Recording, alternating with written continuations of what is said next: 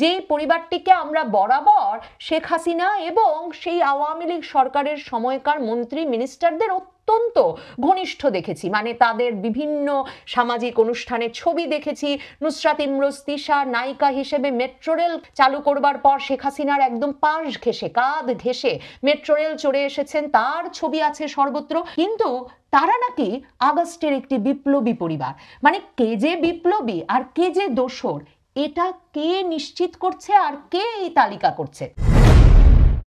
বাংলাদেশে থাইল্যান্ড যাওয়ার পথে দেশটির আলোচিত নায়িকা নুসরাত ফারিয়াকে শাহজালাল আন্তর্জাতিক বিমানবন্দরের ইমিগ্রেশন পুলিশ আটক করে পার্শ্ববর্তী থানায় পুলিশের কাছে হস্তান্তর করার পর থেকেই সারা দেশ জুড়ে অনলাইনে অফলাইনে এই দাবি আরও জোরদার হয়ে উঠছে যে এরপর সংস্কৃতি উপদেষ্টা মোস্তফা সরোয়ার ফারুকীর স্ত্রী নুসরাত ইমরোজ তিশাকে আটক করে জিজ্ঞাসাবাদ না করলে কিছুতেই জুলাই আগস্ট আন্দোলনের ন্যায্য বিচার আদায় করে নেওয়া সম্ভব হবে না। নিশ্চয়ই বুঝতেই পারছেন নুসরাত ফারিয়ার মূল অপরাধ কি। নুসরাত ফারিয়ার নামে নাকি ভাটারা থানায় একটা হত্যা চেষ্টা মামলা আছে।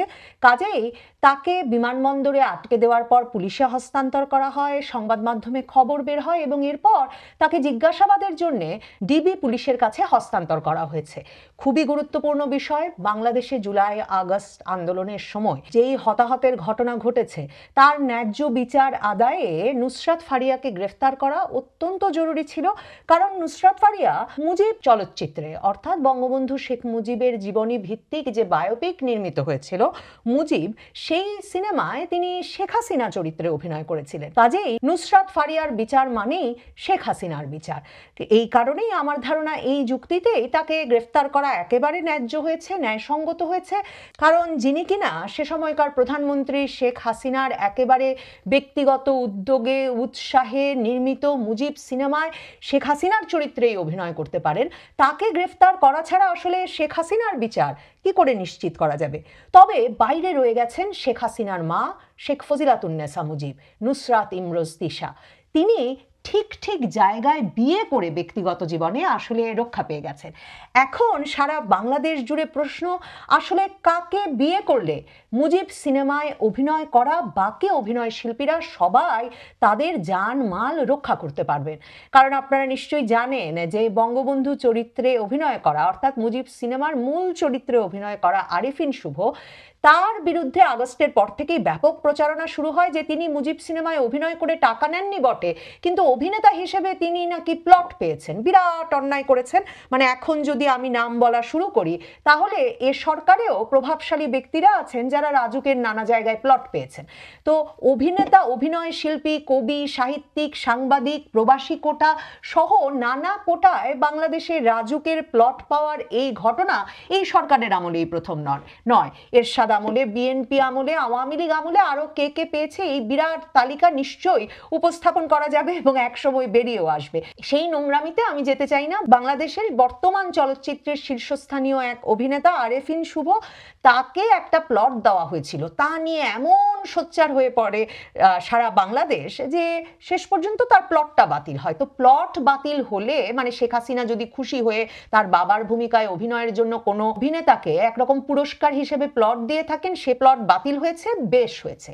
কিন্তু আরেফিন শুভ কি আগস্টের পর থেকে আর বাংলাদেশে থাকতে পেরেছেন? তিনি থাকেন মূলত কলকাতায়। তার মানে ঠিক বাংলাদেশ থেকে যেমন করে আওয়ামী লীগের নেতৃবৃন্দকে পালিয়ে যেতে হয়েছে, একরকমের উধাও হয়ে যেতে হয়েছে রাতারাতি, ঠিক তেমনি মুজিবের ভূমিকায় অভিনয় করবার জন্য আরেফিন শুভকেও রাতারাতি একরকমের দেশ ছাড়তে হয়েছে। অথচ নুসরাত ফারিয়া ছিলেন, নুসরাত ফারিয়ার একটি সিনেমা রোজার ঈদেও মুক্তি পেয়েছে, আলোচিত হয়েছে। নুসরাত ফারিয়াকে বারবার নানা সংবাদ মাধ্যম প্রশ্ন করেছে যে আপনি হাসিনা চরিত্রে অভিনয় করে ভুল করেছেন কিনা, হাসিনা চরিত্রে অভিনয় করলেন কিনা। নুসরাত ফারিয়া নানা সাক্ষাৎকারে পরিষ্কার বলেছেন যে অভিনেতা হিসেবে তার অভিনয় করাই কাজ, কাজেই তিনি অভিনয়টি করেছেন এবং মানে আর অভিনয় করা তো কোনো অপরাধ হতে পারে না। মানে আমি ধরুন আজ হিটলারের চরিত্রে অভিনয় করলাম, তো যে দেশে হিটলারের মতবাদ ধরুন একটি নিষিদ্ধ মতবাদ, সে দেশেই কি আমাকে আটকানো হবে? মানে আমি একটা ঐতিহাসিক চরিত্রে অভিনয় করেছি, সে কারণে কি আমাকে ফাঁসিতে লটকানো হবে? মানে ব্যাপারটা কি, কোন ন্যায্য বিচারে এ ঘটনা ঘটতে পারে? অন্যদিকে দেখুন নুসরাত ইমরোজ তিশা, তার স্বামী মুস্তাফা সরোয়ার ফারুকী, যেহেতু আগস্ট মাসের পরে হঠাৎ আমরা জানলাম তারাও নাকি বিপ্লবী পরিবার, যেই পরিবারটিকে আমরা বরাবর শেখ হাসিনা এবং সেই আওয়ামী লীগ সরকারের সময়কার মন্ত্রী মিনিস্টারদের অত্যন্ত ঘনিষ্ঠ দেখেছি, মানে তাদের বিভিন্ন সামাজিক অনুষ্ঠানে ছবি দেখেছি। নুসরাত ইমরোজ তিশা নায়িকা হিসেবে মেট্রো রেল চালু করবার পর শেখ হাসিনার একদম পাশ ঘেঁষে কাঁধ ঘেঁষে মেট্রো রেল চড়ে এসেছেন, তার ছবি আছে সর্বত্র। কিন্তু তারা নাকি আগস্টের একটি বিপ্লবী পরিবার। মানে কে যে বিপ্লবী আর কে যে দোসর, এটা কে নিশ্চিত করছে আর কে এই তালিকা করছে? কারণ দেখুন, এমনকি দুর্জনেরা বলেন এই মুজিব সিনেমার প্রিমিয়ার নাকি পোস্ট প্রোডাকশন করতে সরকারি অর্থে, তাই হওয়ার কথা কারণ সরকার বানাচ্ছিল এই সিনেমা, সরকারি অর্থে সপরিবারে সকন্যা নুসরাত ইমরোজ তিশা স্বামী সন্তান সহ ভারত গিয়েছিলেন এবং সে ছবিও নাকি ইন্টারনেটে আছে। কখন থেকে তারা ঠিক করলেন যে তারা বিপ্লবী হয়ে গেছেন, তারা আর দোসর নেই? কিভাবে এটা ঠিক করলেন?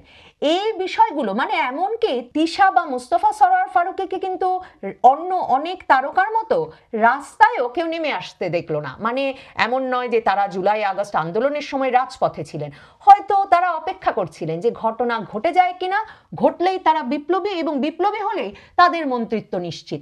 ঘটনাটা না এমন যে সকলে রাগ ক্ষোভ হাসি ঠাট্টায় বলছেন বটে, নুসরাত ফারিয়া গ্রেফতার হওয়ার পর বৈষম্য কমাতে এবার নুসরাত ইমরোজ তিশা ফারুকীর স্ত্রীকে গ্রেফতার করতেই হবে এবং জিজ্ঞাসাবাদ করে জানতেই হবে শেখ হাসিনা কিভাবে কোন হত্যা পরিকল্পনা করছিলেন এবং তাদের সঙ্গে সেটা আলাপ করেছিলেন কিনা। মানে ঘন্টার পর ঘন্টা অন্তত ডিবি অফিসে তাকে জিজ্ঞাসাবাদ করা একটা খুবই প্রয়োজনীয় কাজ হয়ে পড়েছে। কিন্তু দেখুন, আমার না এই হাসি ঠাট্টা ক্ষোভ রাগের বিপরীতে আমার মনে বারবার প্রশ্ন জাগে, মানে এই যে মুস্তফা সরোয়ার ফারুকীর মতো ব্যক্তি বা পরিবার যখন হঠাৎ করে বিপ্লবের নেতৃস্থানীয় ব্যক্তি হিসেবে রীতিমতো মন্ত্রিত্ব পেয়ে যান, তখন আমার প্রশ্ন জাগে যে সত্যি মেটিকুলাস ডিজাইনের অংশ হিসেবে পৃথিবীর বিভিন্ন দেশ থেকে এরা একরকম জোটবদ্ধ হয়ে কোনো গোপন সংগঠন পরিচালনা করে এক রকমের কাজ করছিলেন কিনা একটা বড় সময় ধরে, যে কারণে তারা জানতেন কে কে বিপ্লবের সঙ্গী। মানে আমরা দেখছি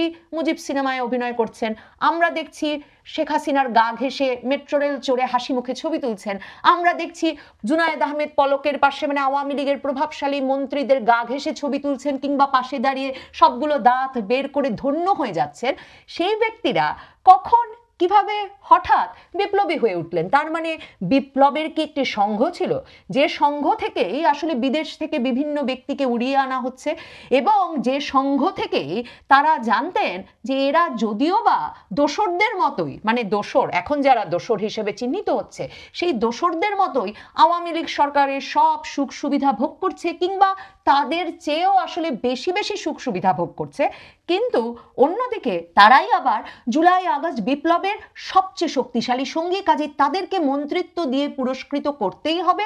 এবং তার স্ত্রী ফজিলাতুন্নেসা মুজিবের ভূমিকায় অভিনয়কারী অভিনেত্রী নুসরাত ইমরোজ তিশার এত বড় অপরাধ